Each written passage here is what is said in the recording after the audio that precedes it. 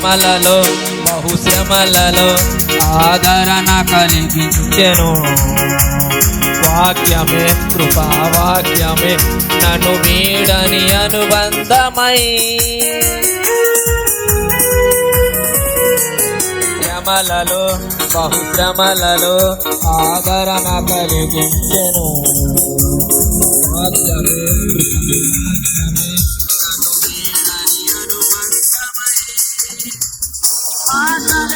జలగారులై సంతృప్తినిచ్చెను.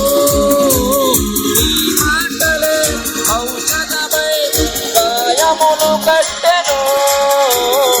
ఈ మాటే మధురం రాజులకే మహారాజు పశు